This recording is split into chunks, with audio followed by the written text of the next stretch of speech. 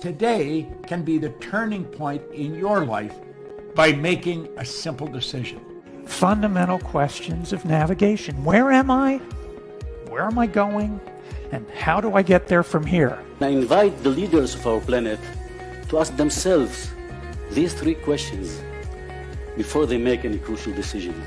But if you don't make decisions, you're going to stay right where you are. We are all map makers. We are in a time of transition. If we're going to change, we have to change the direction that we're going.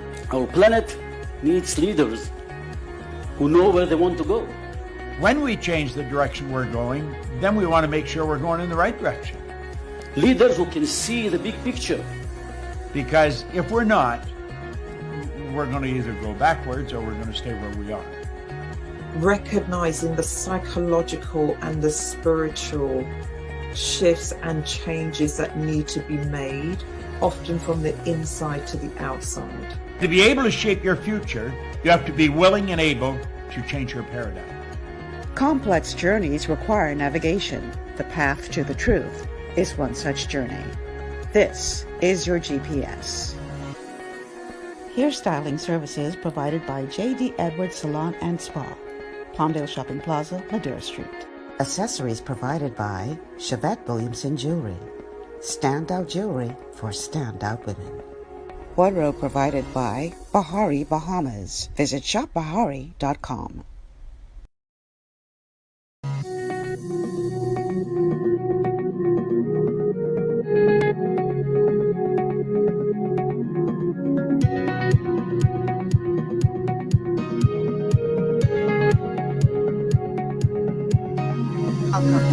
It's always a pleasure to be in your company today.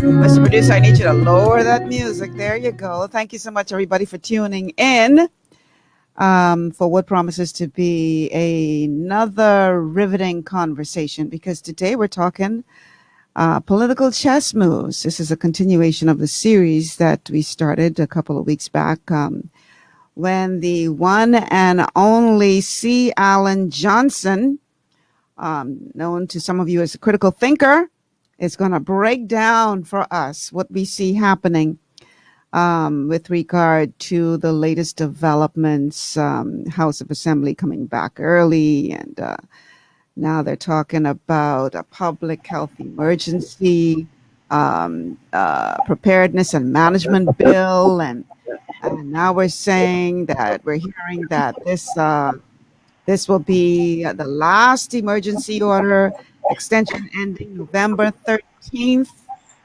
So, you know, one thing I've come to learn is that it's never as it appears to be on the surface. You got to dig. Now, see, Alan, we getting some kind of weird sound from you, some kind of weird feedback or something. So, I don't know. Okay. All right. So you do your adjustments. So who better than C. Alan to break this down for us? Because every single time that we do one of these shows, I mean, it blows up.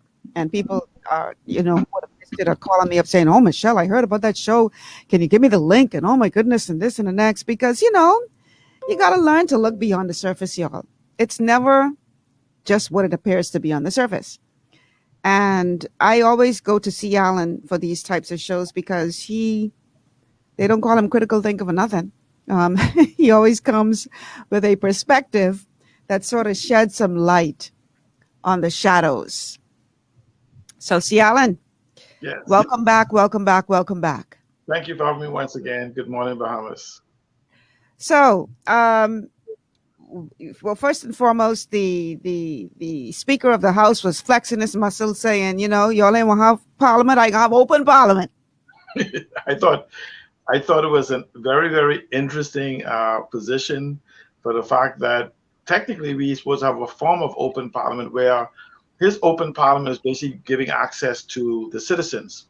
We're supposed to have a form of open Parliament where the first Wednesday of every month questions is asked supposedly to the governing party on behalf of the residents by MPs, acts of the cabinet. Yes. When is the last time that happened in your memory? Maybe about 10 years. Oh, maybe. okay. Because, you know, I do remember being a young reporter and having to cover those sessions way back in the day. It's been a long minute. So essentially, we have not had very rarely we've had a first Wednesday meeting, and when we do, immediately whatever the government party is, they immediately adjourn because they have the majority votes. They immediately adjourn Parliament to get away from the questions. So technically, whenever Parliament is eventually dissolved, they usually leave hundreds of unanswered questions on the table. And so what Halson Moultrie wanted to do is basically have an open session in Parliament Square or wherever and allow citizens to ask questions or state policy positions that they want to be heard. And after speaking with him, it isn't one of those sessions where it becomes me, I, and they ain't doing for me. It's basically was supposed to be where policies and positions and what's expected in legislation or what could be done in legislation or why something hasn't been done was supposed to be prepared. So apparently he has put it off until next week, depending on whether or not I didn't watch the end of it last night to see when they adjourned Parliament too. So I don't know if he's coming back again. I don't know if you caught that part, but I missed that part. No, I didn't catch it. Okay, so well, okay. So all right. So then we heard, okay, we are going to have a meeting of the House of Assembly. We have to have this, obviously have to have this meeting to deal with this emergency order. And so the House of Assembly is called back in.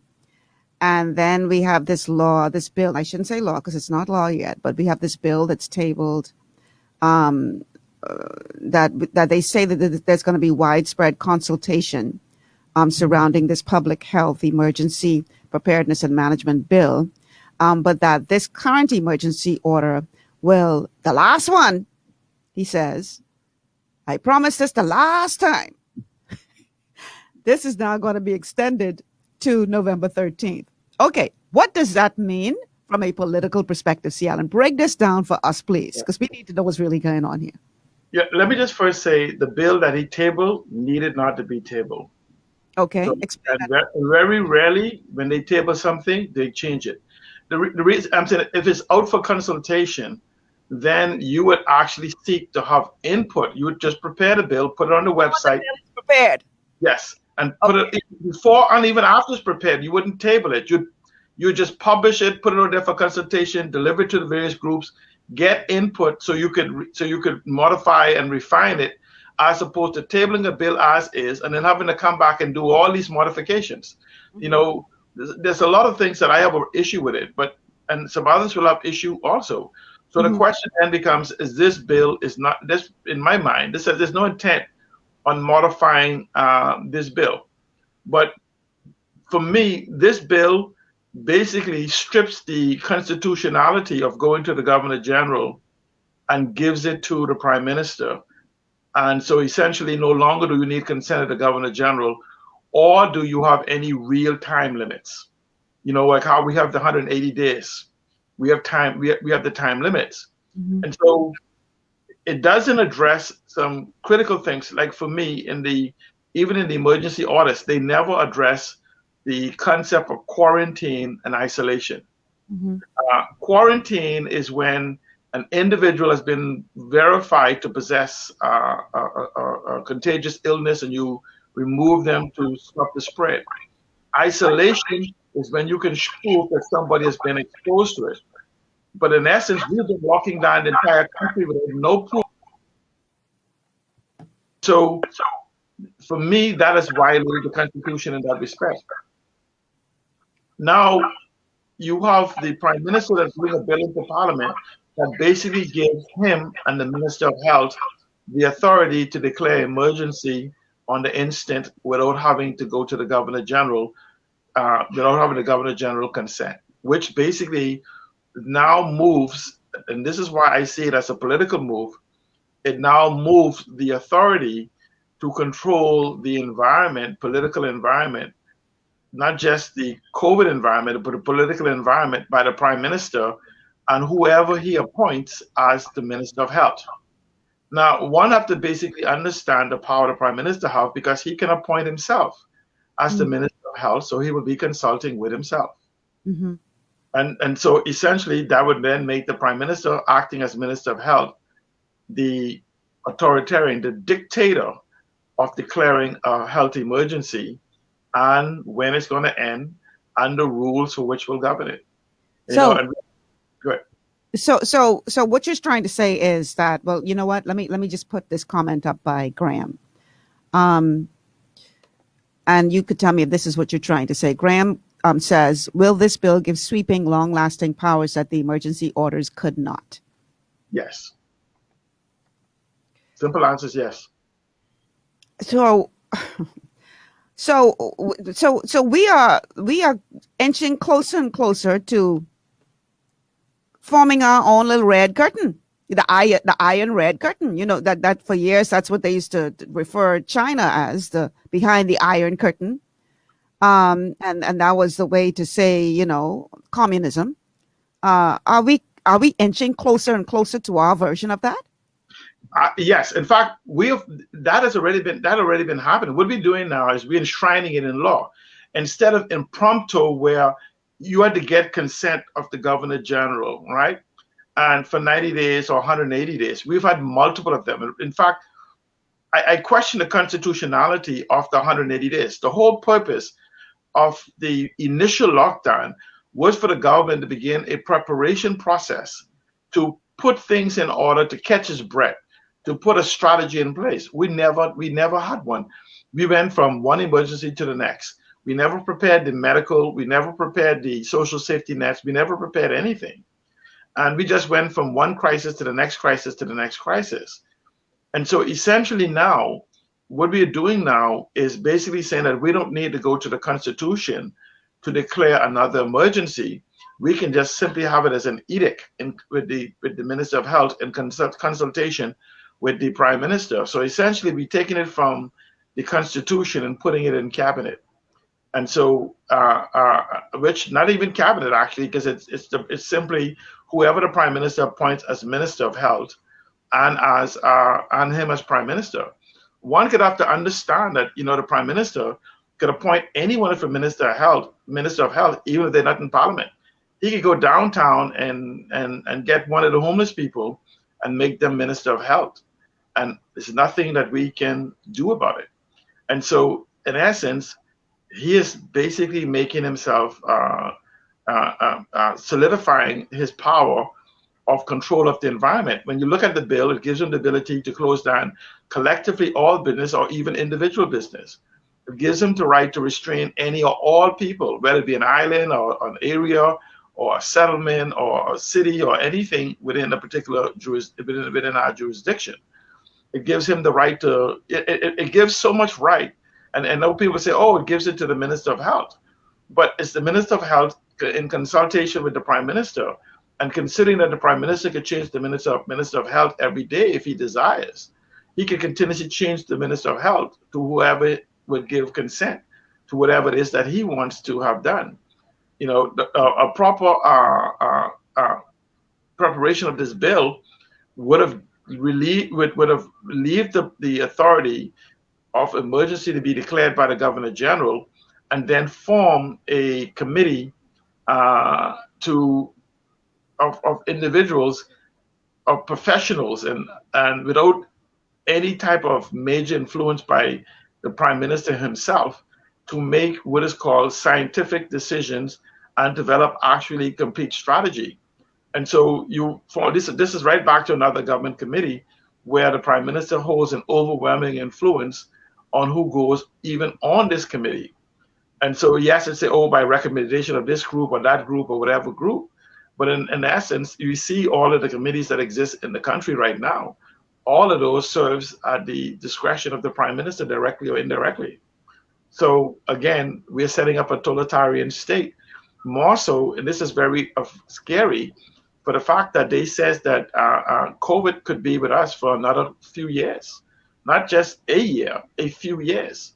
So in essence, we're giving the Prime Minister the ability to have an ever-ending period of a state of emergency, literally with no expiration date, where the Constitution had that as a protection because it had a very specific purpose to say this is the amount of time. 6 months is more than sufficient time for a country to make a determination or to create an environment to which to deal with whatever emergency there is.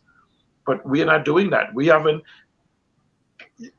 I'm hard pressed in looking at governance in the Bahamas. And I say governance, I'm talking about the government part, the governing party, as well as the opposition. Mm-hmm. I'm hard pressed to find any type of real solutions that has been proper to the Bahamian people as to how we deal with the COVID emergency. You know, let's go back. If you remember, we were told that these so-called emergency use clients identified as vaccines would prevent infection. We are now finding out that if you're vaccinated, you can catch. If you're unvaccinated, you're subject to catching COVID. If you're vaccinated, you are subject to catching COVID. If you're unvaccinated, you can spread COVID. If you're vaccinated, you can spread COVID. If you're unvaccinated, you must wear a mask. If you're vaccinated, you must wear a mask. If you unvaccinated, you must sanitize and social distance. If you're vaccinated, you must sanitize and social distance. And so we are finding there's no, as far as procedures and as far as the emergency is concerned, there is no significant difference in the emergency powers. So the only difference is the argument that they are making is that, it prevents extreme cases of COVID. But we are saying this is an evolving science, and we are now seeing even in reports, that people with COVID is suffering from some of the same extreme conditions. And, who've been vaccinated. Right, vaccinated with both vaccination, they're now finding out that people who have even gotten the booster shots are now coming down with extreme cases of COVID. And so the problem is we don't know what COVID-19 is, because if you look at the goalpost, we have moved this goalpost at least dozens of times in the last 18 months going out. If you go, it's almost 20 months if you go outside of the Bahamas. And so since we seem to be mimicking the international community, that means every time they move the goalpost, every week or 2 weeks, they find something new, then our goalposts move. But we have not had any real strategy from a medical perspective, from a country's perspective, on how to deal with COVID. What is our supposedly strategy in dealing with living with COVID as opposed to running from it? I don't want the show to go down the road of us becoming a COVID show, because I really wanted to, and I know why you had to go there. COVID show. I just want people to understand the basis for the emergency today, the basis for this law, and the basis for which they would continuously use this emergency. Right, I get it. Right. And I want to talk about why this is concerning when you consider that the Constitution is supposed to be the highest law of the land. But we have a caller on the line, so let's go to the phone call first, and then we're going to talk about why this is so concerning. Caller, welcome to GPS. Good morning. Thanks for having me, Michelle, and good morning to Seattle. Mm-hmm. Good morning. Good morning. Yeah, but I'm glad you mentioned that, Michelle, because it was going to turn into a COVID show regardless. But I guess I understand that you're accustomed to talking about this because the thought is pressing on everyone's mind. But I want to discuss really, or ask rather, C. Allen, your thoughts on Prime Minister extending or using his emergency powers with this emergency act up until election and even after election. I've been talking to a number of friends, some of my associates. We were talking about our Prime Minister's plans, how he's going to ride this emergency order up until election, and him having the option of using this even after election, even if he were to lose, retaining power in the name of the emergency order and, of course, this pandemic. What are your thoughts exactly? That's a good question. This is what part of the show was, the fact that this is more of a political move than it is one of a medical one. Mm-hmm. I agree. And so when you look at the fact that, yes, I would say to you that straight until the next election is called, this will be used. there's a high possibility that if we are at the Delta variant, he's supposed to be here in the Bahamas, but I understand that we had a Lambda variant. And so if you understand the Greek alphabet, you have alpha, beta, gamma, delta, sigma, beta, lambda. And so there is going to be multitudes of this, and we are learning now that the vaccine is the virus is ever evolving. And so the question then becomes, is if we don't have a health strategy, we could understand that May can be here very quickly, because again, we only basically have technically September, October, November, and then we have the 5 months. So conservatively speaking, we only have about 8 months, maybe a little bit more than 8 months left before an election date must be called. Now, the exception to calling an election is a emergency, but that is the constitutional emergency. And so he would have to go back. And so I would say that we can't go past August of next year for an election. And people may ask, how can you go to August and May? The Constitution says that the Prime Minister must set a date for an election by the anniversary of the fifth anniversary of the first sitting of the House. Many of us look at the election date. That's not what the Constitution says. The first sitting of the House, I think, occurred May 23rd or May 24th of 2017. So by May 23rd of 2022, the Prime Minister must give the Governor General a date. It doesn't have to be before. He can wait till the 23rd at 5 o'clock and notify the Governor General that he wants to have an election 90 days away. 90 days away is August 23rd. The Governor General himself, if the Prime Minister does not set an election date, automatically that responsibility goes to the Governor General. And the Governor General himself can go up to 90 days. And so constitutionally, an election must occur in the Bahamas by August 23rd of 2022. Now, this bill does not give him the authority to suspend the Constitution. However, the previous emergency we were under does give them that ability. Now, I want people to understand that this bill does not eliminate his ability to go to the Governor General and have it declare a state of emergency, because you cannot remove that part of the Constitution unless you have a constitutional referendum. And so essentially, the Prime Minister now doesn't just have one gun, he has two guns. He has the constitutional gun, and he has the personal grenade, I would call it, that he has to basically keep in control those individuals that technically is threatening his leadership from within his party. And so this is not about the vehement people threatening him, because no matter when he called the election, we will have the choice. This is about most likely him maintaining leadership of the Free National Movement, because now he can, by virtue of his Minister of Health, cease the use of any building or any group from organizing or any group from meeting. In fact, the scary part of this is that he can actually identify any opposition party or group of opposition party as a group to be put in isolation. And again, that's isolation because you don't need proof that they're actually going to be in quarantine.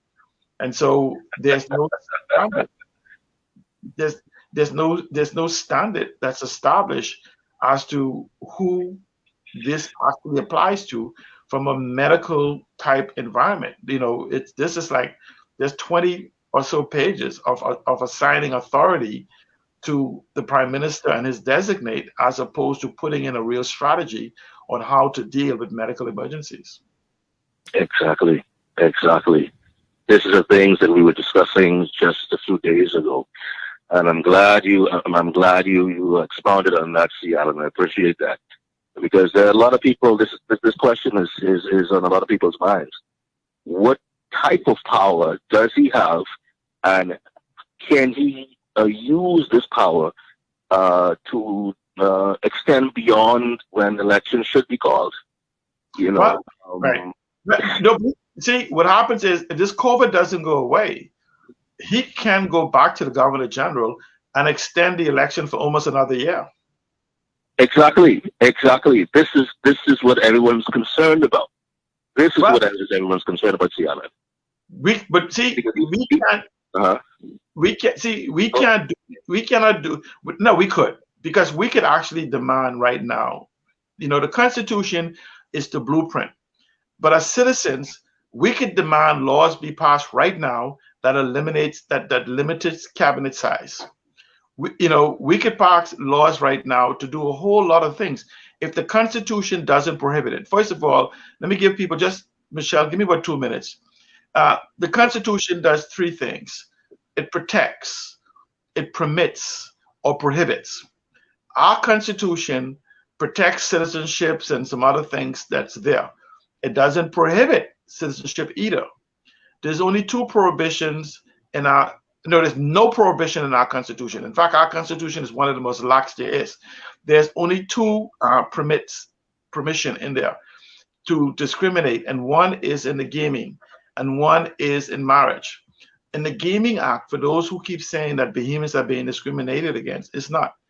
If you are a Bahamian and you are not ordinarily resident in the Bahamas for 6 months or more, you are not prohibited from going into the casino and gambling and doing everything else. The prohibition is on any resident, be it citizen or not. That's where it is. And so because we never address these things correctly, this is why you have the confusion. Oh, Bahamians are being discriminated against. You're not. So it's residents that's being discriminated against. But we could change that in a minute. In fact, the law that you don't have to even go to Parliament to change the gaming laws, because that law says the minister could simply state it as policy and the law changes instantly. So if he wants all residents to gamble or game, he can make a statement. In fact, this is why you are able to go into web shops, as we call them, because of the permission by the minister. And so the next permission for discrimination is in marriage. And so essentially what permission to discriminate means is that if you use it, it don't say you have to. It could give you permission to slap C. Alan John. The Constitution can give you permission to slap C. Alan Johnson whenever you want, but it doesn't mean that because the Constitution is giving you that permission, you don't have to do it. And so we don't need to do it because the Constitution does it. So when you move away from protection, you must act whatever prohibition there is in it. What we want to enact. When we go look at it, it says we want to put term limits on the prime minister. We look at the Constitution and says, does the Constitution protect this time limit, or that for which we want, or does the Constitution prohibit you from doing this? And so if does the Constitution permits it? Well, our Constitution permits it. In the same way, where for us to limit a cabinet size to say 1/3 of Parliament or 25% of Parliament, our Constitution does not prohibit that law from being passed. So in the same way he brought this law and table it, he can go in there and table a law saying the cabinet will not be more than 25% of the sitting House of Assembly. And so essentially what that would do, that would give the power back to the people if you could get the members of Parliament to represent you in the manner for which they sent. Because Parliament are sent to Parliament to do three things: pass laws, or legislation as we call it, create policy and programs. And so when you move members of Parliament to say, look, these are the laws we want, and 20 communities go to their members of Parliament and make this demand, I think we still can make the demand even with them being cabinet. If 20 of our communities get together and go to their member of Parliament, not the FNM and PLPs, go to their member of Parliament and say, if you the community of Baintown, you go to them right now and says, hey, I demand that you, as my member of Parliament, go into the House of Assembly and make a demand for a law to be passed effective immediately. The cabinet will not exceed 25% of it. We can have that change in a matter of weeks. So what they're doing to us is with our consent. And you ask, why would you want to change cabinet? Because then when you change the power of cabinet, you now have moved the power back into the House of Assembly where it's supposed to belong to the people. And so what you can do is when the Prime Minister passed this law, in the same way you go and hold cabinet responsible, you can also now go and hold and have those same 20 individuals repeal this law.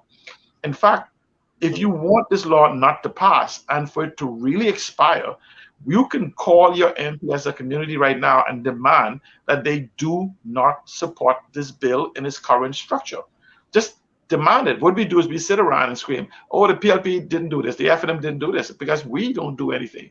So Bahamians, if you do not want this to be passed, if you want real consultation, not the collection of individuals, the member of parliament has a responsibility to come to the residents of that community to explain this bill to them line by line, precept by precept, and then take input from them and carry it to parliament. And so this is where you are about to be locked down for the next year or 2 years or whatever it is. Because once this law is passed, even if we go to the election, the next prime minister will have the same authority to continue to do the exact same thing. And I'm going to tell you, when laws are given, very few times they will give it back. You have to take it back. Exactly. Exactly. We have to take a break. Yeah. Paula, thank you so much. Okay. Thank you, Cialan. Thank you, Michelle. All right. Thank you. This is very concerning, Cialan. And what I really want to ask, and I'm gonna let you deal with this on the other side of the break, is whether or not we need to be concerned as it relates to our Constitution, because that is supposed to be the supreme law of your land. And I mean, this prime minister, we heard it come out of his own mouth. He said that, there are times when you're going to have to make decisions that go against the Constitution. And nobody, I shouldn't say nobody, but people who you would have expected to stand on top of their head and say, well, what? Well, very, very quiet. And we have to be very concerned when we see, and I'm not just talking about this particular prime minister, but anyone in leadership, so comfortable with chipping away at your constitutional rights while they are playing this violin and you've just fallen asleep with the lullaby. They playing this nice, sweet lullaby on this violin and you snoring.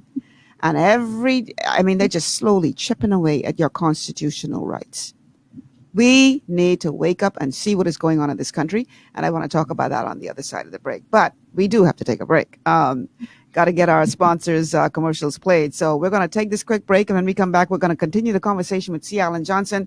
We're talking political chess moves. It's always an interesting conversation when that's the topic and Cialan is the guest. So stay tuned for more on the other side of this break.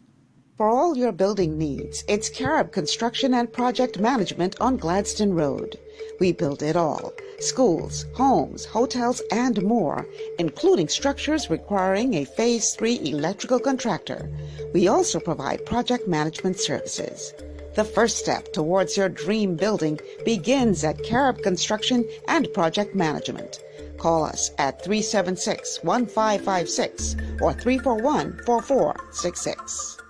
Executive Printers is your one-stop shop for all your branding and customization needs. Letterheads, envelopes, business cards, invoices, share and gift certificates, rubber stamps, vouchers, funeral programs, brochures, flyers, banners, and promotional items like mugs, water bottles, mouse pads, and key rings, all with personable service and great quality. No project is too small or too large. For great turnaround and competitive pricing, make an executive decision. Call us at 393-5011.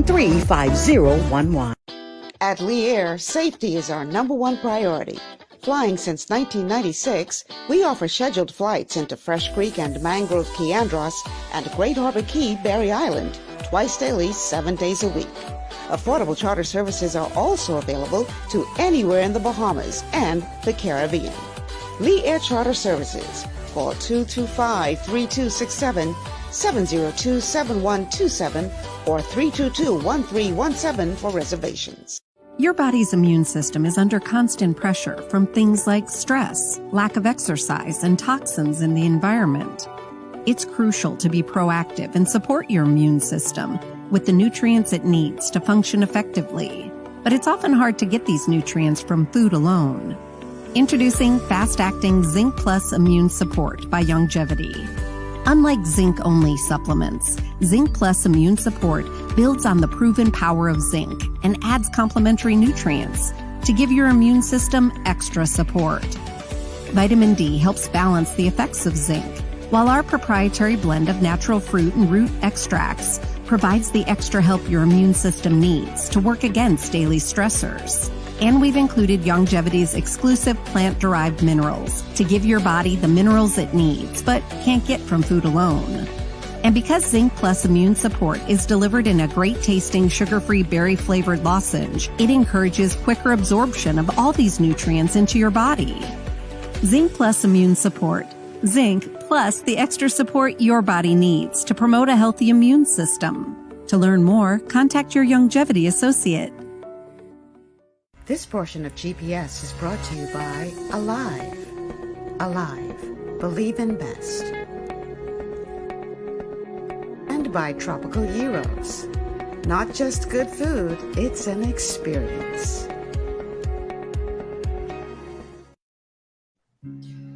And welcome back to GPS, Global Paradigm Shift on Glory 93.9 FM. I want to encourage you to definitely support the sponsors of this show.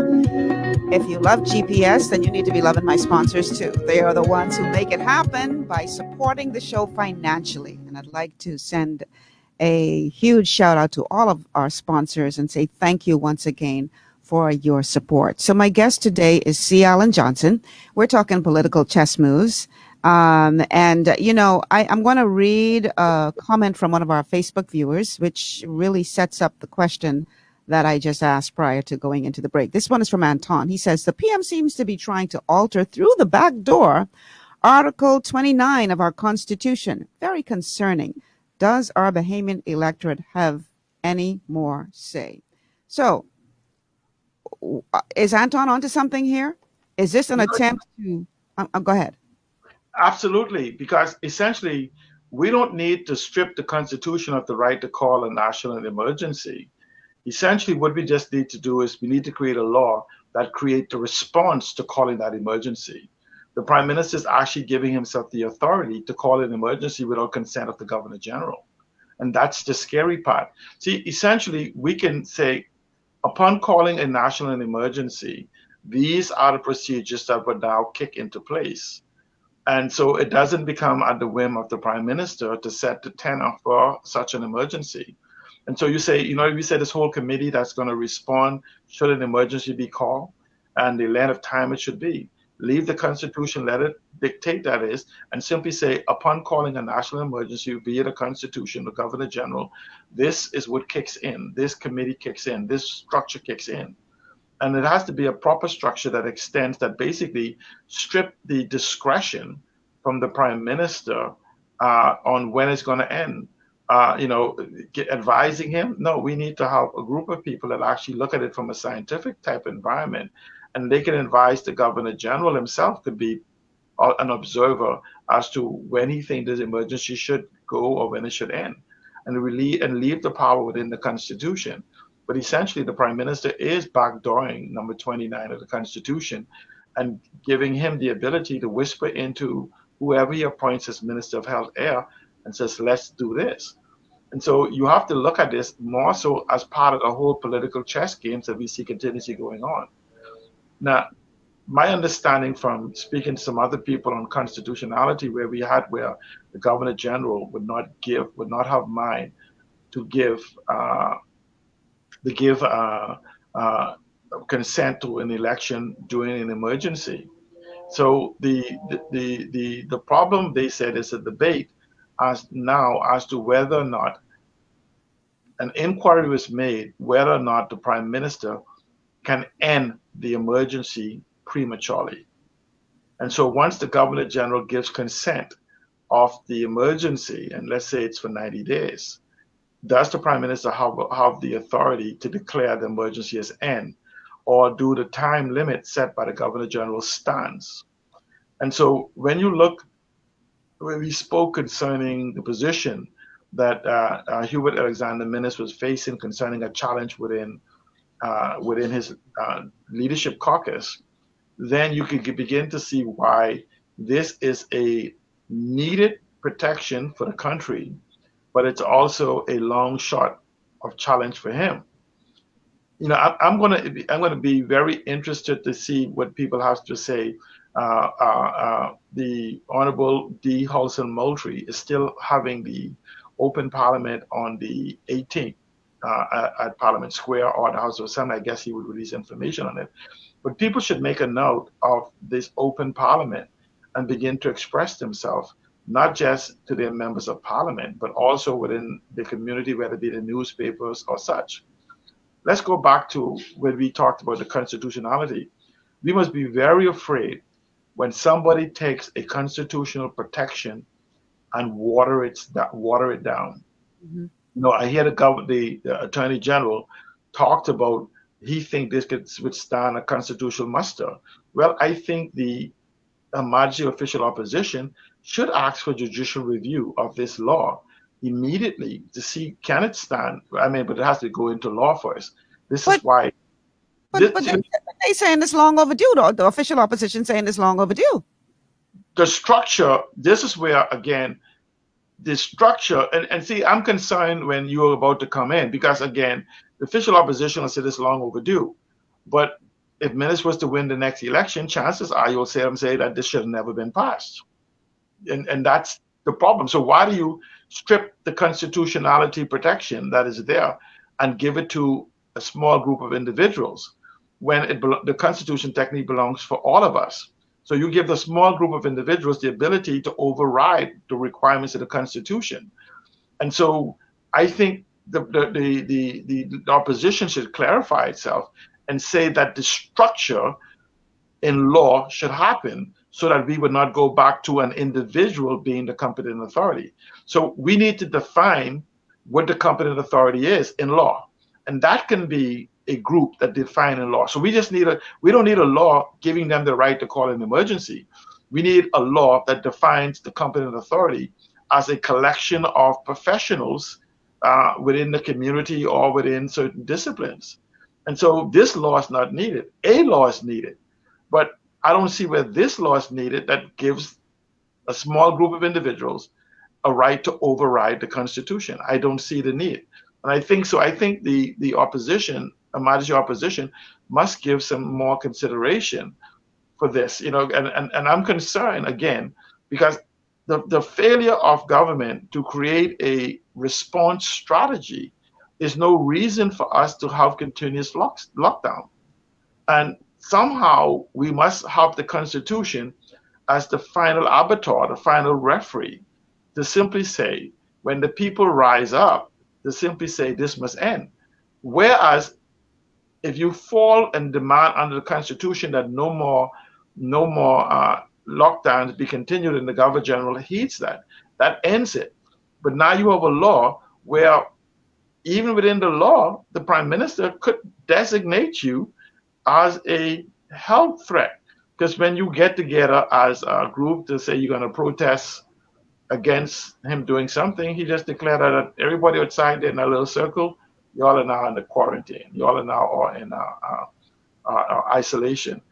And so, or he could declare the zone a no-go zone.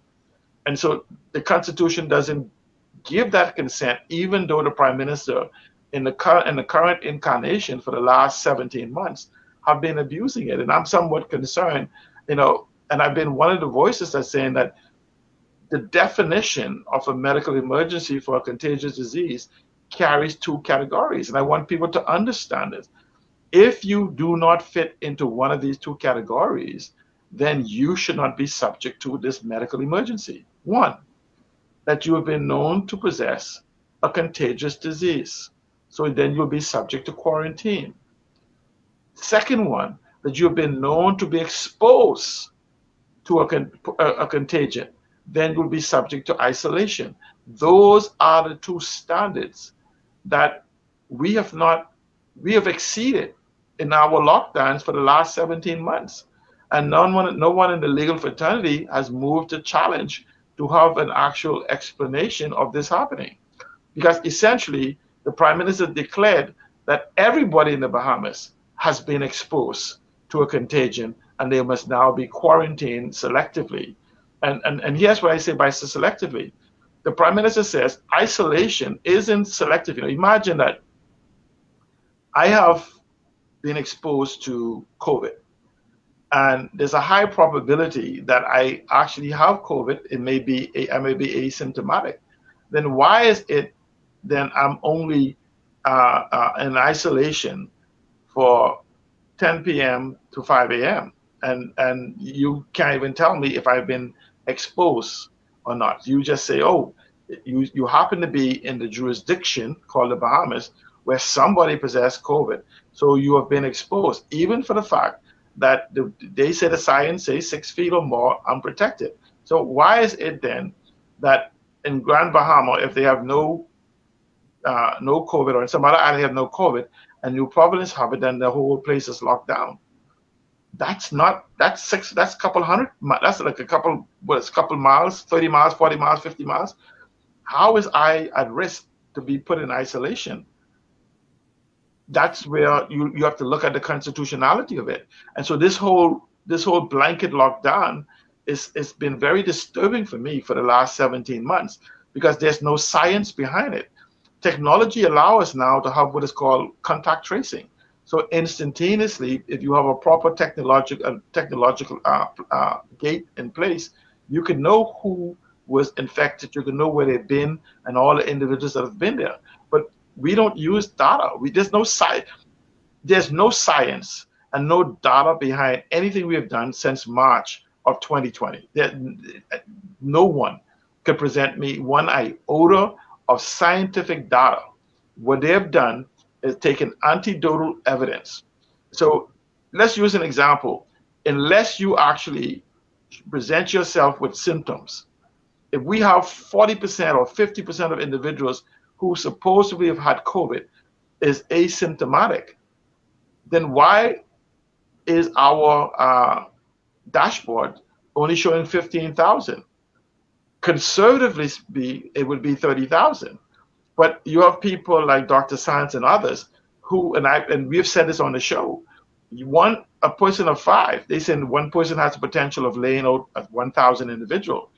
We have shown where one person can infect 5, expose 5. Not say you expose 5. So you have one person has the potential of exposing 16,225 individuals. So if you go by 15,000, if you even just use the level 3, where you said one person has the ability to expose 625 people. Okay, let's go 15,000 times 625. Where are we now in the number of exposures? And so the problem is that we don't have any proper data regime, such as testing. You know, we are small enough of a test class where AstraZeneca or whoever it is who is giving us vaccine, those companies would have, with a proper request, would have set up contact tracing to have an understanding of how spread happens or how spread is mitigated. But what we do is we have some Luddites. Luddites are individuals who are anti-technology. They were the ones who began to scream that using a pen rather than a chalkboard would disrupt the world. And so essentially we have Luddites who have been fiending and pretending as if though we've have technology or technology backing whatever we have. None. Absolutely none. What we've been doing is we've been basically ad hoc for the last 17 months. And you can look at it. The question is, has a single issue facing our country, has it been addressed? Have the medical impact, the facilities, have that been addressed? It hasn't. We have still no open alarm. We could pass a law now to allow individuals to get their own ambulance and whatever else to come to New Providence. And what do you mean by that? Because you have individuals who need services, whether it be COVID or any otherwise. In ambulatory care, if you use a private airplane, you have to pay for it. You have to use the again, small group of individuals who've been proof, family, friends, lovers, finances, or foreigners, to simply provide the service. And so again, it's a part of restriction. Have we solved the housing crisis that's pending? Have we solved the job crisis? Have we solved the economic crisis that we are facing? Have we solved the health crisis? Have we solved the food crisis? The housing crisis? We haven't solved any problems for which this emergency was intended to set aside the time to come up with strategies to address these things. We have not done anything. Lockdown.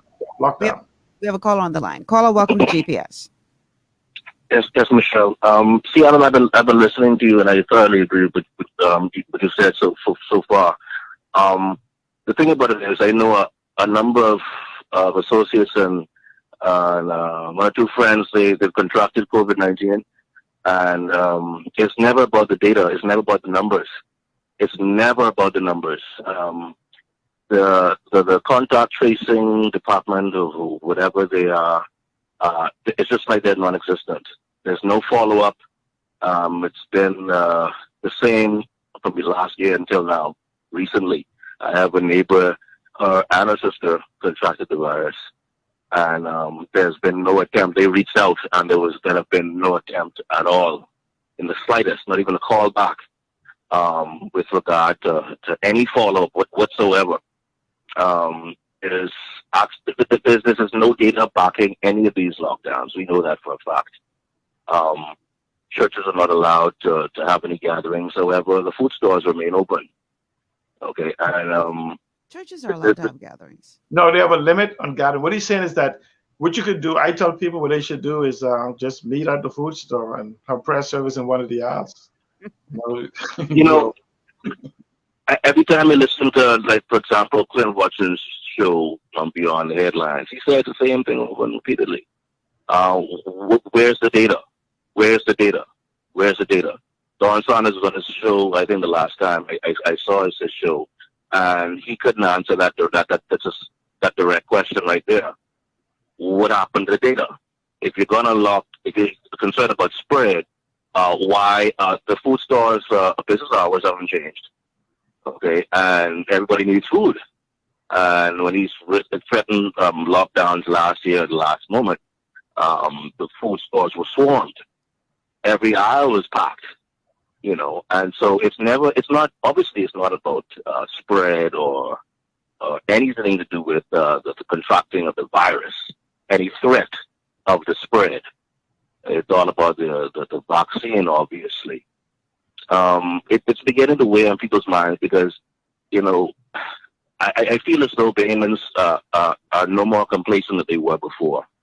And no one's understanding what's happening right now. They don't understand the fact that their constitutional rights have been completely stripped now.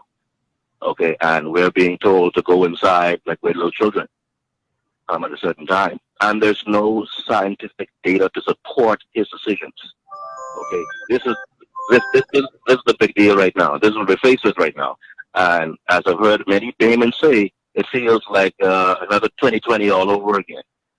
Okay, so the emergency order is going to be extended again. I'm sure you don't need a crystal ball to figure that part out. They won't need to extend it because they'll have this new law. This becomes emergency plus, emergency lockdown plus, because they no longer now would need consent of the Governor General, which is technically consent of the Constitution. That is now being thrown out the windows. But are you finished, caller? Because let me get back to why I think the contamination of this lockdown is more about political chess game than it is about public health. Yeah. Are you finished, caller? Go ahead. I'll listen. Continue your point. The political chess game is that Dr. Minnis is being challenged within his camp, and again, this next 90 days is a long gamble for him. Because again, as I was saying previously, they're saying that there may not be able, if there is a challenge for Dr. Minnis in the House of Assembly concerning a vote of no confidence, that he will not have what they consider the magic bullet, which is 73 of the Constitution, giving him a right to not necessarily resign, but to actually set an election date. And so, but what it does do is it now moves a protection scheme for Dr. Minnis in the fact that the Constitution, at the expiration of this 90 days, will no longer, the Constitution will no longer be a bar to him setting an election date should he get challenged, even at an F&M convention after November 13th. So essentially, or even a vote of no confidence in the House of Assembly, because the current emergency order would have basically left him as a sitting duck to be challenged constitutionally for a vote of no confidence. And even if he loses, even if he wins that vote of no confidence, you could now go to a convention and challenge him on the fact that a vote of no confidence has been had against you. And so it become detrimental to us to go into an election with a leader we have had a vote of no confidence. So if This is this it becomes law, that this changes that. that just changes that, because now he will have full control of Parliament and full control of the emergency order. So the rights that has been stripped of him will now be given back to him inside of this emergency order. And so any challenge to his leadership, he has the magic bullet again, which is 73 in the Constitution. So let me ask you something, C. Allen. I am sure that there are others who realize exactly what you just described. Some of his colleagues, I'm sure, realize what you just described. I'm thinking that some in the opposition realize what you just described. Why are they going along with this? I can say those within the party, very few in the party has the testicular fortitude or the daring audacity to stand up at this point. It is almost as if though you married this lunatic and you've been through this whole process and you want to escape before the court sets the divorce date, but you have too much capital to lose because you have authenticated and empowered this individual. And so essentially, many of them, when they leave the House of Assembly after the next incarnation, many of them basically have nothing else to do. They are actually property of Dr. Minnis by virtue of their positions or by their compensation, by virtue of being on whatever board or whatever it is. And so when you have individuals with basically no real skill set to go back into the economy, because remember, they are well aware that the economy has been stripped, and if you're not prepared for this new economy, for which probably 75% of our population is not, you are going to be in for a long, hard ride. So many of them simply going to try to ride this to the end. This is the problem that they have within the party. We're talking from a governance standpoint. But from within the party themselves, they have a problem of removing him but keeping power. And so removing him could also strip your power because you don't believe that you possess the confidence. If 20 of those members of parliament believe they possess the confidence of their people to be re-elected again, they would remove Minnis because the Constitution would make one of them prime minister. So you would ask yourself, the people have to understand, yes, it makes the leader of the party prime minister, but it also gives consent for individuals in parliament who commands the most respect.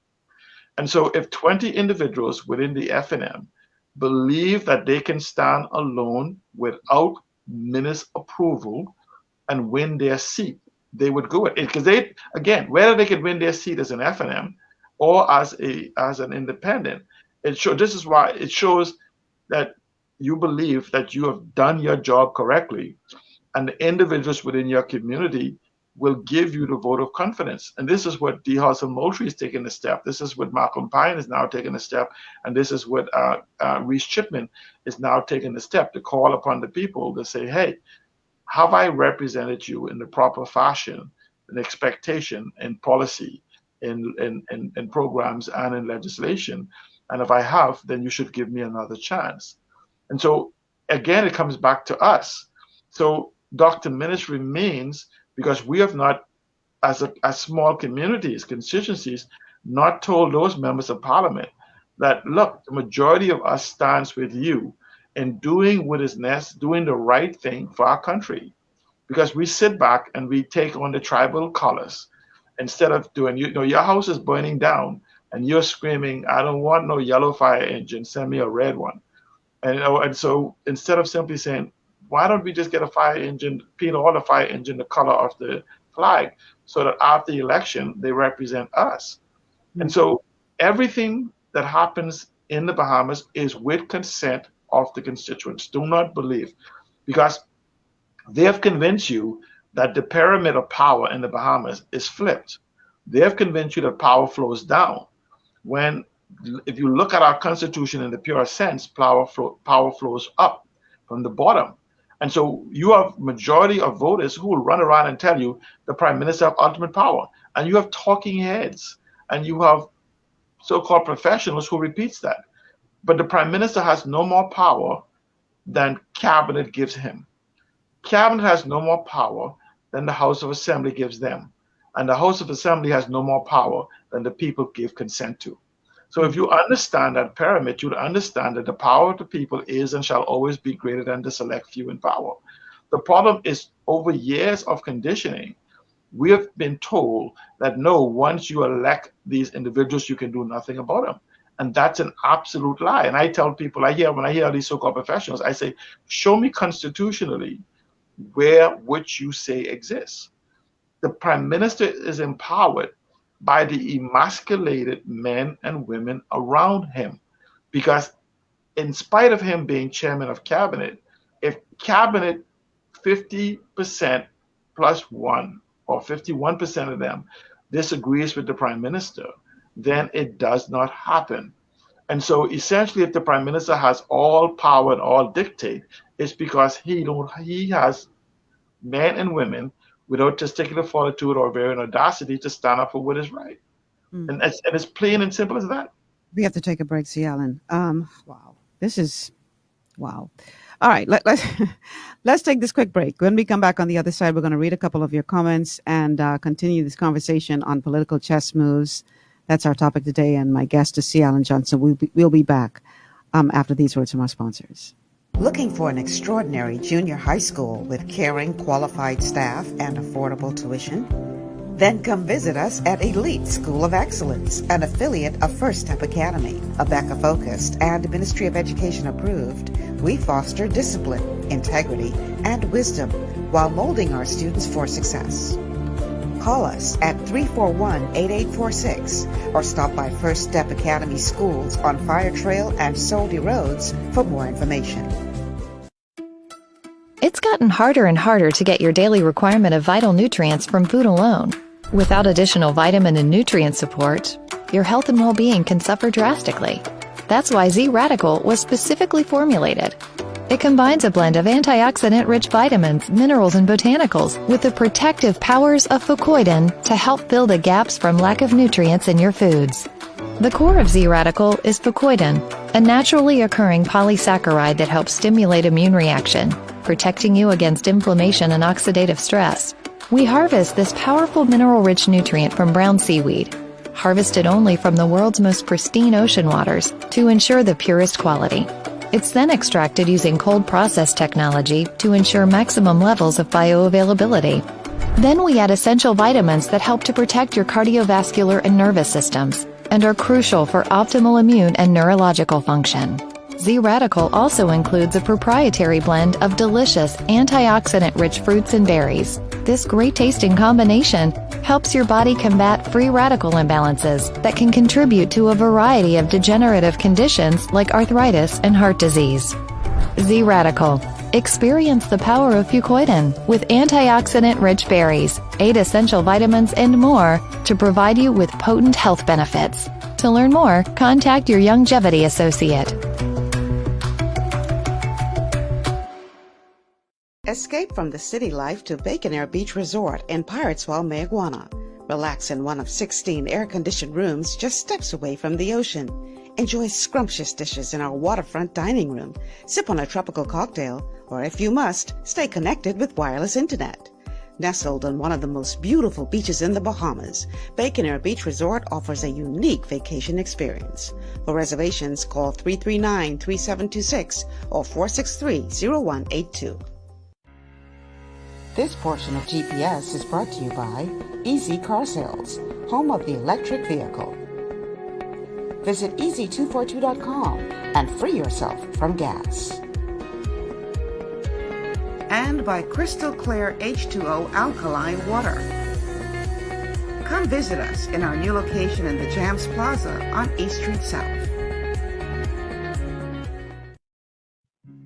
Welcome back to GPS Global Paradigm Shift on Glory 93.9 FM. I'm the host, Michelle Malcolm, and my guest today is C. Allen Johnson. We're talking political chess moves. Yeah, lots going on in this country that we really need to pay closer attention to as a collective. So I want to read a couple. Yes. Before you read the text, let me just make a statement, but I wanted to think about this. Uh-huh. If the Prime Minister and Parliament have not obeyed the laws concerning the lockdowns that we already passed, such as disclosure and other things. I Mhm. want you to ask yourself, will make them obey even this law they're passing? Is that I just want people to think deeply. You're stripping the Constitution away and and putting the power in law, and he have abused the laws that was passed for disclosure, the international demands from the IMF and other places. Mhm. Why would just passing another law that is lesser than the Constitution be anything to say constrain a person who has a desire to hold power over people? Things that make you go, All right, let me read a couple of these comments from our Facebook viewers. This one is from Anton. Anton says the competent authority should never have been one man. Our founding fathers never intended this. It should have been a committee from the very beginning.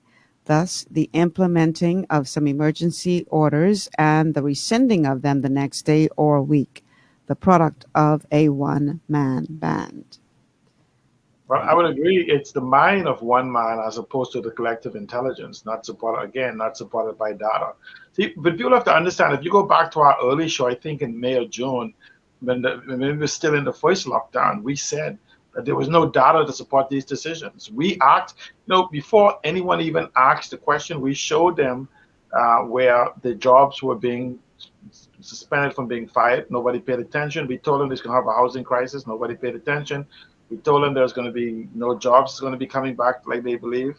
We told them a lot of things, and I think a lot of people at the time, they thought that you and I were just cooks creating conspiracy theories, and 99% of everything we warned the Bahamas about actually came true. And I'm just hoping, again, we're warning you about this bill, that you don't remain silent and have this come true also. It's just amazing to me how when you have these kinds of conversations and you bring this kind of information forward, that the only thing that they can fall back on is, oh, you're a conspiracy theorist. Oh, you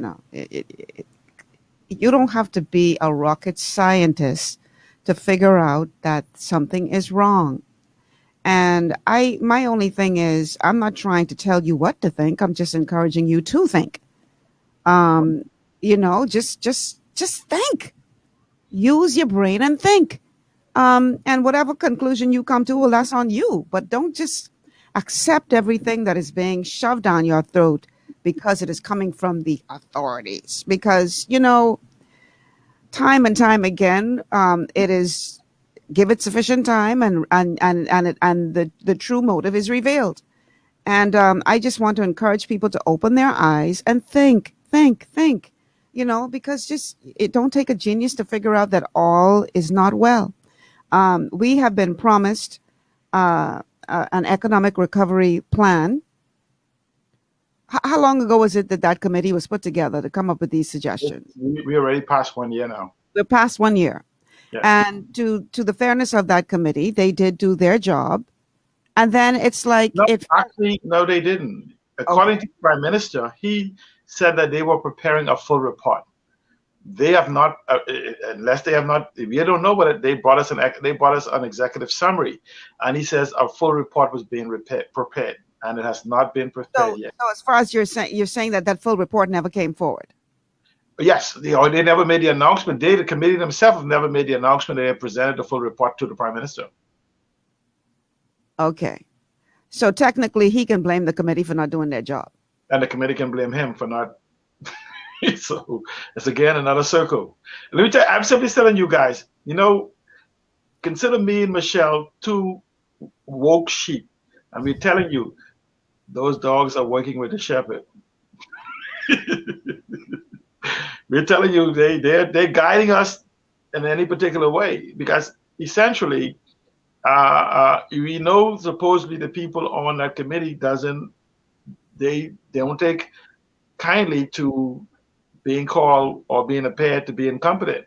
And for the mere fact that I'm saying that you either inept or incapable, because you haven't in 1 year prepared, which should have taken a matter of weeks, then there's to tell me that you must be cooperating with the shepherd to hurdle the sheep. And so the Economic Recovery Committee, which is headed by the And maybe you should have what a guy named Marlon Johnson. Again? Yeah, so just give him 30 minutes to explain remember now, he's the chief dog of the Economic Recovery Committee.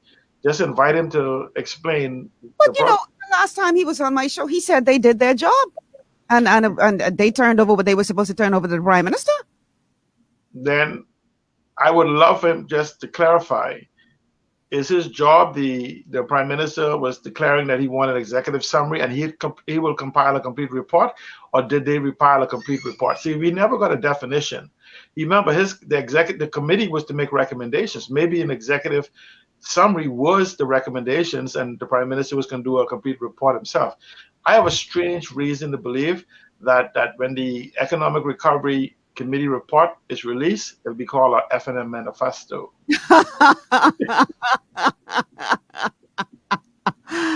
Oh boy, that's wicked. That's wicked. Okay, let me read a couple of comments. Perline says, was just thinking the same thing. People like C. Allen and others' voices are not loud enough. It looks like we are being led by the average persons in our country. And then Tara says, unfortunately, it's too late. No one stood up. Menace won the chess game. Has Menace won this chess game? No, the game is full play. In fact, the game has been accelerated. And so essentially what Menace is doing is introducing some new chess moves onto the table. This game will not end until after the election. If the FNM wins an election and Menace is Prime Minister, this game will go on for 5 more years after the election. No if, no ands, and but about it. So essentially, it's very scary that we could be at this for another 6 years. More so for the fact that COVID will not probably most likely go away for another 5 to 6 years, because we have to learn to live with it. And we don't have a strategy for making sure that we have proper use of masks, making sure that we have proper masks. Because now it's saying that the cloth mask that we're wearing, that this new Delta variant, the cloth mask is of no effect. So my question is that if the cloth mask is of what they call minimal effect, then why are we not making sure that the proper mask is available to all? Did I not ask that very question when I was on the other station? Oh yeah, you asked us. Bring up the point that is just a fashion statement. Yes. No, remember we said it's a new industry.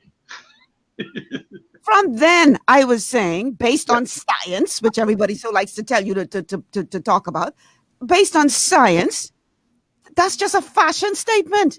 Yes. We're talking about a virus that clearly can penetrate through cloth. Yes.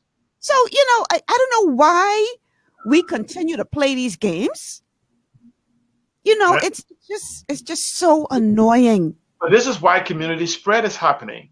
And I'm saying to you that because where we are, in vitamin D plays a very strong role in our health. Vitamin D, some people call it melanin, and the processing of it, basically charcoal in our color. And I think that we may break, I would say that maybe 60, 70, 75% of the Bahamians in the Bahamas who may have been exposed to COVID or had COVID is going to be asymptomatic. And so because we have no real numbers, we don't know where we are in this. All we know, and here's the problem. If this new Delta variant could infect those who have previously been infected, then essentially this isn't a continuation of the previous incarnation. This is actually a new event. Yeah, it is. And so we are now, we may call it the 4th wave. I say we are in a new wave of COVID. This is no longer the novel coronavirus. This is now a whole new wave of infection. So we are basically in phase 1 again. And so we can have a continuation of this for another 18 months or longer. And so again, here's this bill that gives the Prime Minister an unfettered power now to singularly move about setting restrictions on individuals or communities, on businesses, or even homes or something of that sort. And so we have to begin to question, because let's go back to, again, the lockdown. We don't need this law. We need a committee defining the competent authority. That's what we need. We need to say this is what the competent authority doing a medical emergency will be composed of. In fact, we could set some multiple definitions for medical emergency, for hostile emergency, whatever emergencies. But right now, all we need is a law on the declaration of an emergency. This is the team of individuals that will comprise what we call a competent authority. That's all we need. Not another law that transfers the power to the prime minister. Just remove the competent authority from one man or from cabinet, okay, or even from parliament, and make it part of the collective of all of us, and make sure at any given time we have a data scientist and a larger group of scientists, not even a small group. You're now talking about a medical emergency that is destroying an economy and is supposed to be killing people, and other emergencies will come up. Then why limit it to 10 people or 12 people, whatever? What we have is that when you understand data, you can have multiple groups all working together, synchronized across data and artificial intelligence to make real-time decisions. And so what we have to do is not saying, I want one doctor, one reverend, one judge, one civic society, one civil society, one human rights. No, we can form committees to address, again, this is a multitask type environment. I don't see an economist there or a group of individuals that will look at how do we do in real time adjust to save the economy. Because what's the use of saving everyone's lives if they die of hunger, if they die of stress, if they die of other ailments that this brings on? And so, because again, you have this medical emergency, you have individuals who are not getting their medications, who are not getting their dialysis, who are not getting their checkup, who's not getting their radiation treatment, who's not getting a whole list of things. So it's almost as if, though, you buy a bucket to stop the leak in the bathroom and ignore the hole in the front in the living room. And so the medical emergency is not COVID. It's a medical emergency of huge proportion, because you must look at every aspect of what is going on in the country. What about the people who are not getting their vaccines? Again, we have a medical emergency where studies are now showing that the flu vaccine also prevents severe cases. And so where you have, instead of you have a dictate of a prime minister who says that the only means of us coming out of this emergency is to take the vaccine. Well, I thought he said that before. The international people says, take it all you want. It will not end it. It will just reduce some serious cases. And so you forget this is the same man who said that, it's two pandemics, and the people who have been vaccinated, the pandemic is over for them. You forget this is the same man who said that. I'm saying it's just MSU. Make stuff up, and you can use the S for whatever strong word you want. No, we ain't gonna use that on this station. This is a gospel station, so we're not gonna use that other word. Stuff is fine. Right. When we look at this whole embarrassing situation of the $100 bill and 80 Hannah's image and him trying to, take credit for that for his government, and then the central bank got to come behind and said, hold up, not so fast. 6 years. We're going for 6 years. The thing is, this man has clearly demonstrated time and time again that he is not always on good terms with the truth. He, like you say, makes stuff up. Right. Whatever is convenient, whatever is expedient to his end game is what he comes with. And, it's just... It reminds me of the story of the boy that cried wolf. Because when you lie so many times, when you do come with truth, people are reluctant to believe what you got to say because you done lie so many times. The problem is that he never brings the truth in the pure sense. He always mixes it with manure. It's like, I can imagine that I put candy in pig's dung or horse dung and say, oh, it's still candy. Yeah, the candy is in it. It's not the same taste. And so the problem is that I think more so from COVID fatigue, we are actually suffering from leadership fatigue. And the leadership fatigue is because we keep expecting something more, and we have not gotten it for the last 18 months. People may argue for longer, but I just want to go back to Dorian. For the last 2 years, we have been expecting a response from leadership, and we've been getting reactions every single day, a reaction to something new, reaction. There's no anticipation of anything. You know, before we even went on this COVID thing, we talk about the impact that Dorian had with knocking out 25% of the GDP, and the infrastructure that generated GDP has been destroyed and have yet to be rebuilt. We talked about BPL trying its best to destroy the other 60% of the economy with its blackout. You know, it's almost like they decided about what the young people say, blackout Friday, it's blackout tonight. You know, and the BPL even tried to make it darker in the night by taking out the light. You know, but these are impacts on our economy. And what I think people have to realize that we are in a new global dispensation. I don't like to use the word too much, but we are in a global reset, economic reset, health reset, reality reset. And the world is changing rapidly right in front of us. And we're trying to preserve the past and even go back to the way things were. And so we are facing economic crisis that's going to make Dorian hitting Grand Bahama and Abaco seems like a what do we say, some spray? It's going to seem like a little spray in the country. And we are not having this conversation because, again, this emergency act is more than just a medical act.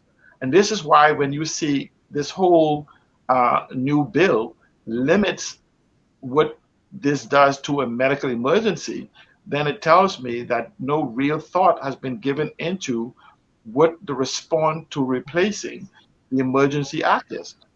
Dorian showed us that's a form of emergency. Now let's go back to COVID, the emergency we declared for COVID. The emergency that declared because of COVID includes the need for a fiscal response to our economy. It includes a need for a response to the housing crisis that's being created. It includes a need for a response to the medical facilities. It includes the need for an education response, not just for our children, but for our workforce.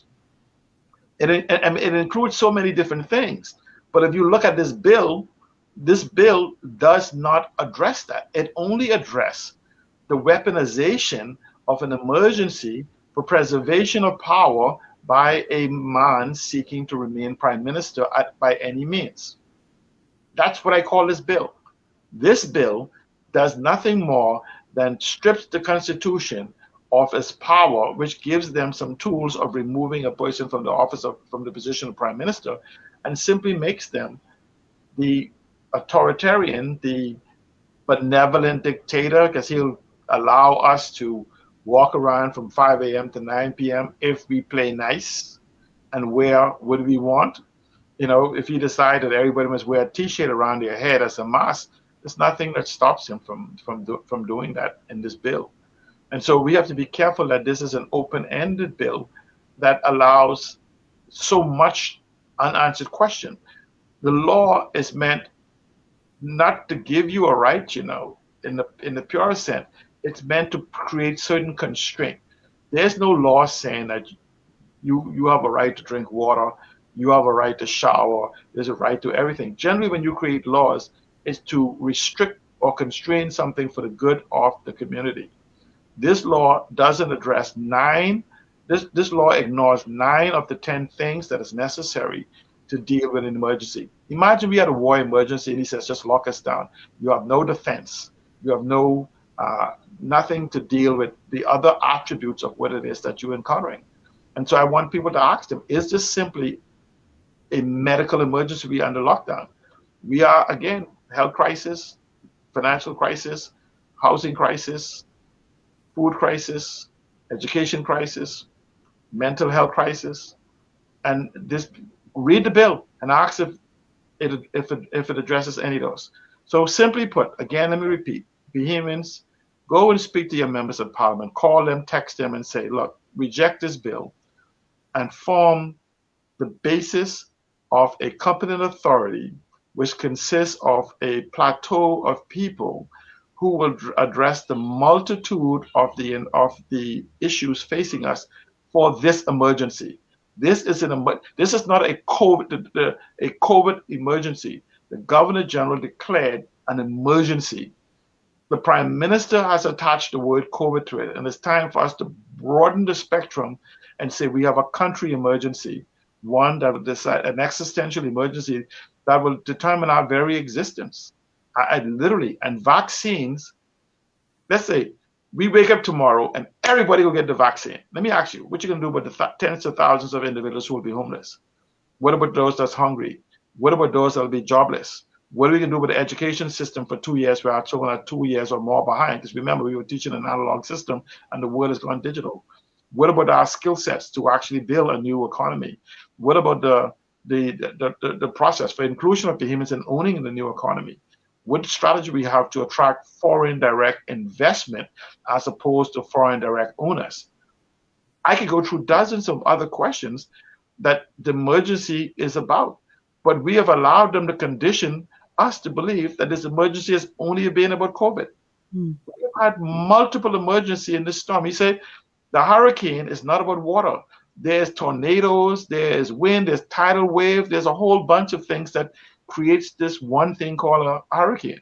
So COVID is not the emergency that the Governor General declared. He said there was an emergency that allowed to be dealt with, but we have allowed them to bring the narrative to being COVID. And I'm saying to them, this bill is an end run around the Constitution to protect the position from a vote of no confidence in the House of Assembly, as well as to prevent, most likely, a convention from actually happening until after the election.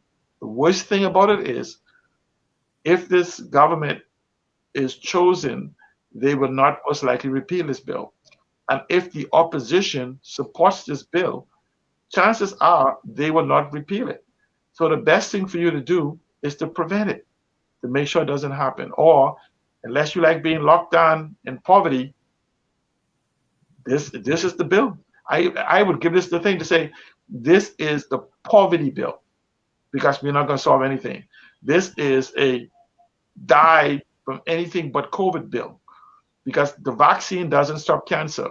The vaccine doesn't stop supposedly the flu, I guess. The vaccine doesn't stop the myriad of things that you go to the hospital for. The vaccine doesn't stop obesity, doesn't stop high blood pressure, doesn't stop diabetes. It doesn't stop a host of things that we are facing in this country as a whole. The vaccine doesn't rebuild the economy. So to claim that the vaccine will get us out of this emergency, if the vaccine will make us all economically empowered, I say, let's take it. If all it will do is make us healthy to die later, then I question, what is the viability of the vaccine? It's like simply saying, hey, take this poison as opposed to the gunshot. Poison will kill you in a week. Gunshot can kill you now. Take a little longer. Yeah. Wow. We have to take a break, C. Allen. This is deep. I want to talk timelines on the other side of the break. And again, this is obviously an opinion show, so this will just be your opinion. It's not written in stone. We're, not prophets. We're just having a conversation. But I want to talk timelines based on everything that you see happening now. What do you think is in the mind of the competent authority / prime minister as it relates to timelines? So we're going to talk about that on the other side of the break. But we will have to take our final break. So let's do that now. And then when we come back, we'll continue the conversation with C. Allen Johnson. This show today is being called Political Chess Moves, and this is GPS. Stay with us.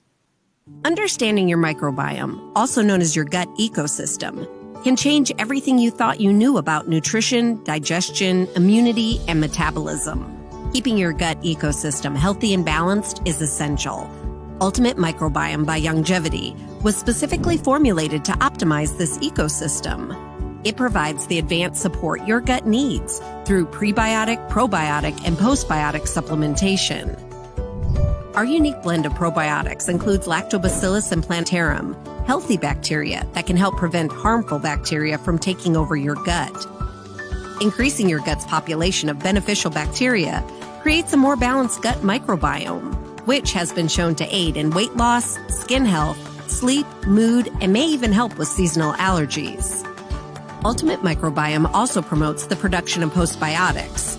Postbiotics are key to help regulate your gastrointestinal health. To enhance digestion, Digizyme Multi-Enzyme Complex, a blend of 5 specific enzymes, has been added to Ultimate Microbiome. It can help break down food so your body can better absorb nutrients. Plus, we've added our proprietary I-26 Hyperimmune Egg Powder to aid in the elimination of disease-causing gut bacteria and help your body balance its immune response. Ultimate Microbiome, the scientific, proprietary, and holistic approach to gut health that helps optimize your body's entire gut ecosystem. To learn more, contact your Longevity associate. One of the things I love about the Mailboat is their relationship with Bahamas Air. I can earn travel points on my international freight and redeem them when I fly. For me, online shopping is easy with Mailboat's US addresses and regular freight delivery to Nassau. Plus, I can always prepay customs and freight, and they always notify me when my package arrives. Yeah, a lot of people think the Mailboat is just for shipping, but they also offer a safe and secure storage facility at affordable rates, all in a central, convenient location. We also offer passenger service into Freeport multiple times per week with a seating capacity of over 450 persons. With family movies on large screens, one hot meal included, and on-board lounge for snacks and soft drinks. We're the Mailboat. We're bridging people, products, and places.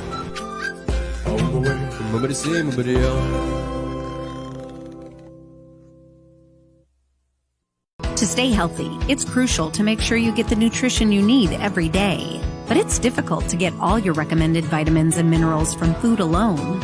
Even in the United States, 94% of people are deficient in at least one nutrient. Beyond Tangy Tangerine 2.0 by Longevity is a simple, convenient, and affordable way to help your body get the essential nutrients it needs. It's an advanced plant-driven multivitamin mineral complex that contains certified organic whole foods, trace minerals, and antioxidants. BTT 2.0 supports your body's natural defense system with a proprietary blend of energy-boosting and body-loving nutrients, plus prebiotics, probiotics, amino acids, and enzymes that support digestion. With an unusually high ORAC score of 8,000, you get even more antioxidants to help combat free radicals that can cause damage to your cells. But to get the most benefit and value from any multivitamin, your body must be able to break down the nutrients so you can fully absorb them. Otherwise, they'll just pass through your system without doing any good. Beyond Tangy Tangerine 2.0 was specially formulated with synergizing cofactors to ensure you get maximum nutrient absorption. Beyond Tangy Tangerine 2.0 is the easiest way to give your body the balance and complete daily vitamin mineral supplement it needs for optimal support of your overall health. To learn more, contact your Longevity associate. This portion of GPS is brought to you by Classic Formal Wear, the place where you can find everything you need for that special occasion. And by Tiki Bikini Hut at Junkanoo Beach. Great food, cool tropical drinks, and family fun in the sun. Welcome back to GPS Global Paradigm Shift on Glory 93.9 FM. Michelle Malcolm in your company, along with C. Alan Johnson, my guest for today. Calling this show today Political Chess Moves. This is a continuation of a series that C. Alan and I started a couple of weeks back. Every now and again, we got to talk about, I think it's a couple of years back. Well, this is true. I just didn't call it that back then, but we have been talking about this since I was at the other place. You ain't lie. You ain't lie. Okay, let me read a couple of your comments, and then we're going to dive right back into the discussion because I want to talk timelines and what C. Alan thinks all of this means as it relates to timelines. So, Wendell is loving you. He says, "Brilliant, C. Alan." Delphine says, "That's the right name for it, poison."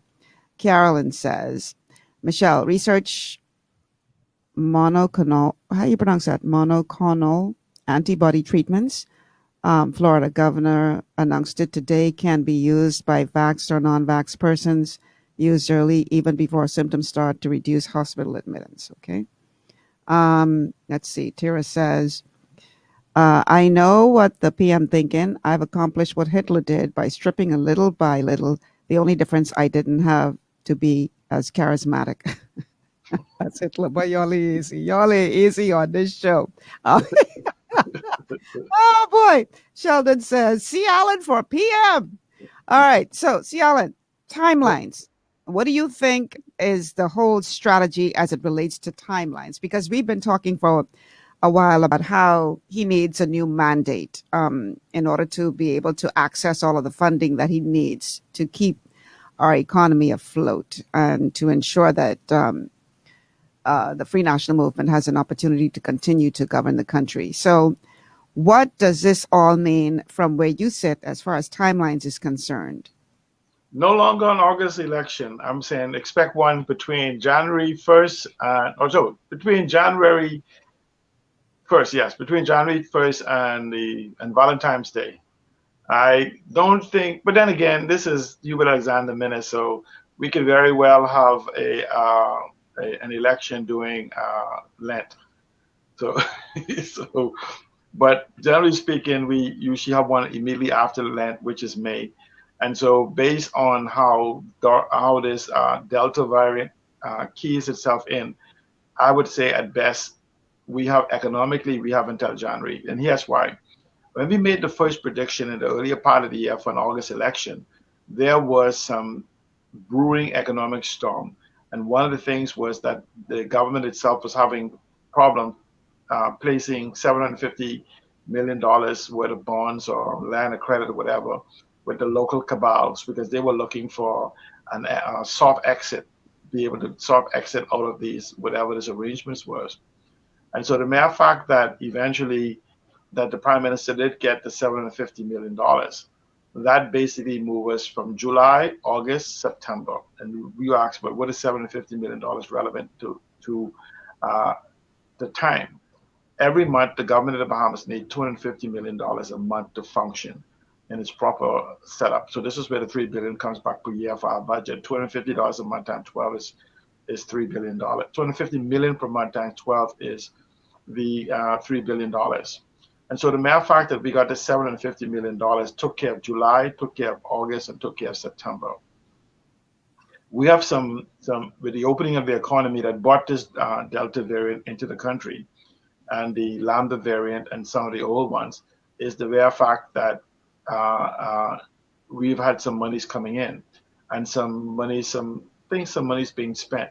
So we have to assume that somehow over the last 3 months, or this 3 months plus, because you have July, August, and September you covered, that we will be able to raise at least another $500 million. So that will then cover an additional 2 to 3 months. So that means by midterm, let's say the best environment things does happen, by midterm, by 6 months before we hit the 7 month, we're going to have to place that international bond to have some monies coming in if we continue with a depressed economy.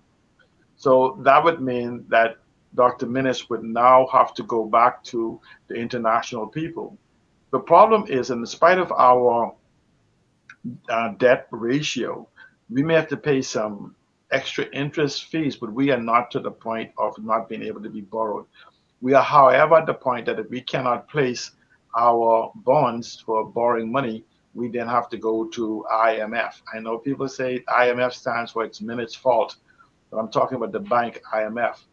And we already see the issues we're having with the IMF right now for the fact that we didn't follow the rules for the $250 million they give us for the COVID emergency. In fact, most of it was used to prep up government institution as to application. Little over 20% was used directly to deal with the COVID issue that was necessary. So the rest of it was basically misspent based on the designation of what it was said by the money that we got, the low interest loan from the IMF. We borrowed against our stake in the IMF.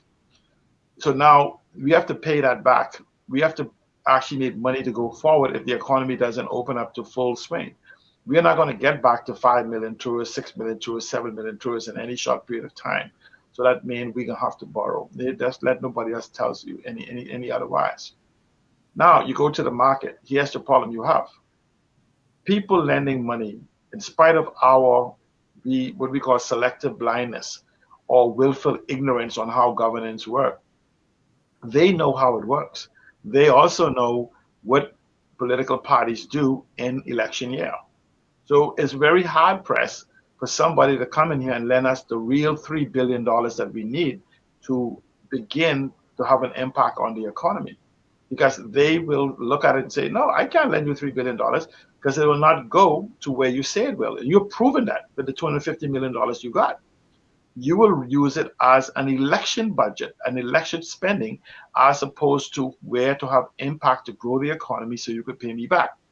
This is why we are having problems in placing the bonds, because people basically want a new mandate. So there's no longer an electioneering around any money they provide to us. And so we're going to have some hard-pressed time borrowing unless he goes literally to loan sharks. There's some vultures and hyenas right here in the Bahamas and outside of the country that is very interested. And there's some people sharpening some knives, anticipating that we will come a knocking for economics. So the best play on the table, from going all the way back to the June budget debate, was for minister to have an election. Just that COVID keep interrupting his strategy. Every time we make arrangements, it seems to be some god or gods to be. They seem to be disrupting it. And I think, like they say, who the gods seek to destroy, they first drive mad. And I think we're moving to that point in leadership of driving the leadership mad. Because again, we will not get those debts, those loans will not be placed any time before a next election. So in spite of the fact that COVID has a very high potential as moving us to May, so when you go back and look at this bill also provides protection to the Prime Minister until May, if this bill is passed. Because what determines the threshold for him to declare emergency? Is it one COVID patient or is it 200? Nobody knows. This bill doesn't address that, nor does their strategy. So some people may have to ask, have the Prime Minister been using the COVID by having a deliberate ignoring, putting in the necessary infrastructure to keep the country in a crisis, to continue to protect his position of Prime Minister? And it's only when his position is being threatened even from the constitutional standpoint that he now come with this new position that gives the power to him to override the Constitution, because now he's being threatened by the very Constitution that's been protecting him for the last year. And so the timeline is, again, we are going to be hard pressed to have an election by the late January at the latest. And so that means that an election, considering that you need 21 days to the 90 days, you could look at an election being called at the first break. So let's count back from January 30th, that's 1 month, December, 2 months, November, 3 months. So if literally speaking, from November 1st on, the Prime Minister has within his arsenal, should COVID come under what is called management, because it definitely will not be under control, he can move to call an election because it's absolutely necessary. And so there's now some overlaying. When they come back on the 25th of August, right? I got confirmation that it'll be back on the 25th. It'll make the determination concerning what agenda they bring. But then again, the agenda still doesn't mean anything because the Prime Minister can snap and go right back to an election. So we are in a flux. But from the fiscal financial aspect, we are looking, from a financial aspect, we're looking at the election by January 30th. So there were some who speculated that the election would take place before the next ascension date for the WTO, because the idea would be that he would not try to have the Bahamas become a part of the WTO without having, received a new mandate from the electorate. What are your thoughts on that? I don't think there's some application would have to be made. I don't think it's on the agenda. That's something I definitely have to check with and call into your show, maybe on your open lines or one of those. But I think you can take WTO off the agenda for any country while this COVID epidemic is going on. And so, however, we have yet to basically have a commitment. Then the best thing to do now is ask your individual members of parliament, do you support the WTO? And get them on record, break out your cameras and ask them individually, do you support our extension to the WTO? And what people have to begin to remember what KCX has argued for a number of years. When they were trying to extend to WTO a few years ago, they said that we were not prepared. So, but for 20 years, no one has taken the time to prepare the economy or the humans to compete from a global perspective. We don't have access to the capital. We don't have access to the infrastructures. We don't have access to anything. So joining WTO does nothing but it's a surrender pill for the economy to surrender the country away from behemoths. So anyone, and I would tell you, go tomorrow and ask the candidates walking, put the camera to them and says, do you support ascension to WTO? And ask them stuff like this too.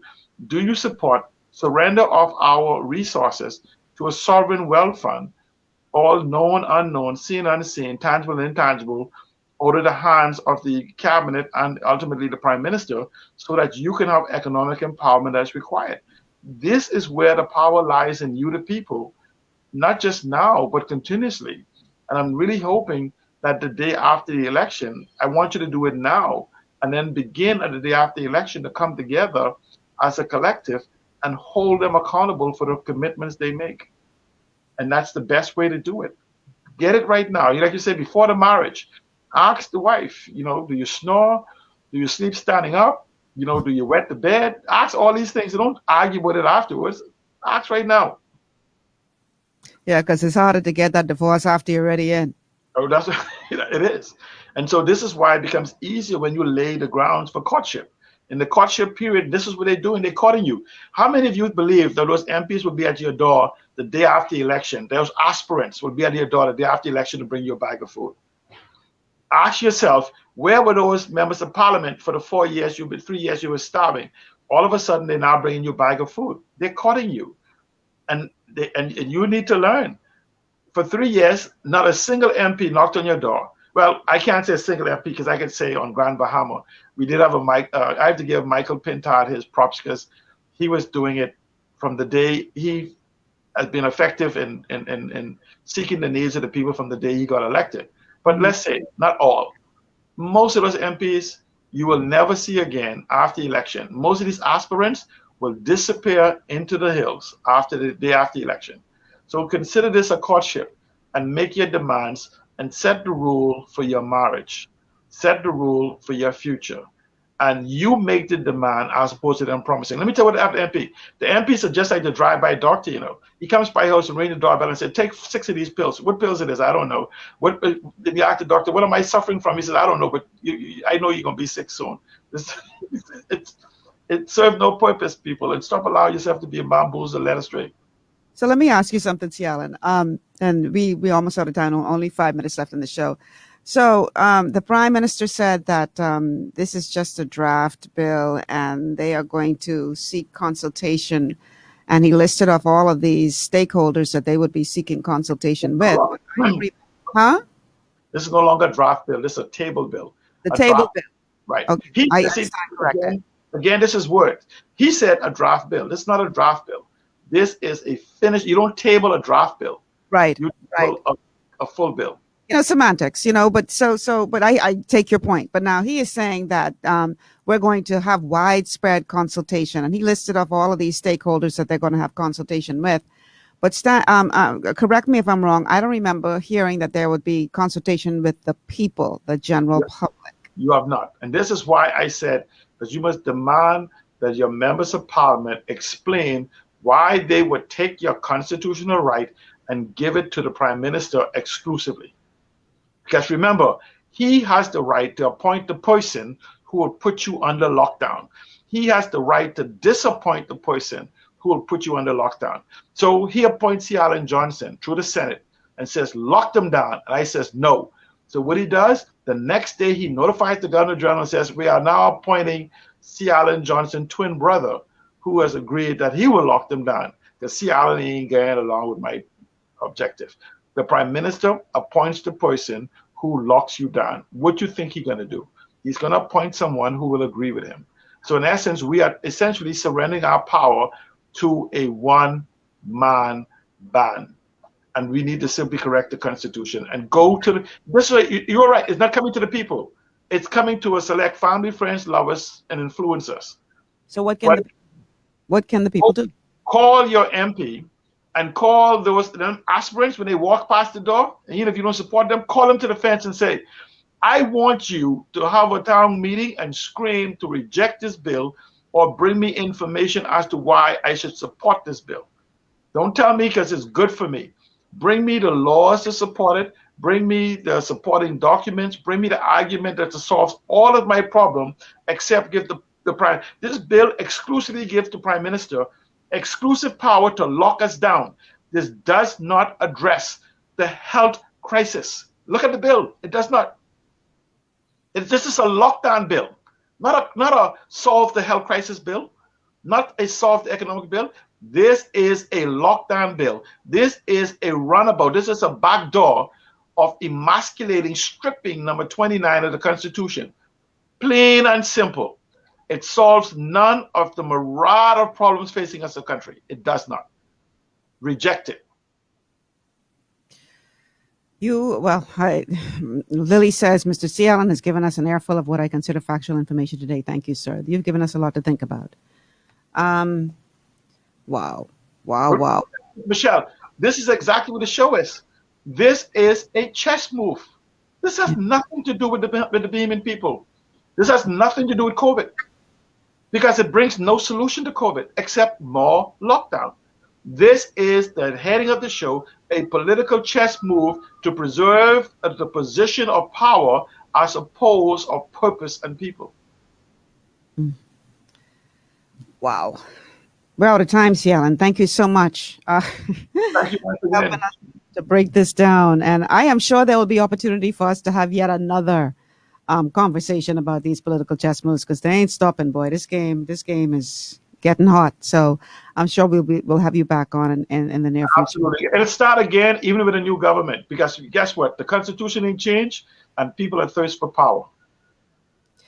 All right. I'm going to leave with this question posed by Cheryl. She says, wouldn't that bill be unconstitutional and the Constitution would override the bill? Real quick, yes or no? Yes, it would be. If we challenge it, we must get men and women with testicular fortitude or vain audacity to go and challenge it. Or we as a people must challenge the government who brings it in. All right. Good note to end on. Thank you so much, C. Allen. We'll talk soon. Thanks for being here. 1 o'clock, guys. I got to get out of here. Tomorrow is Friday, so you know that means open line show. We have a lot to talk about. It was quite a week, and I would love to hear from you guys. Until then, I'm Michelle Malcolm. Thank you so much for being a part of GPS. Have a good afternoon.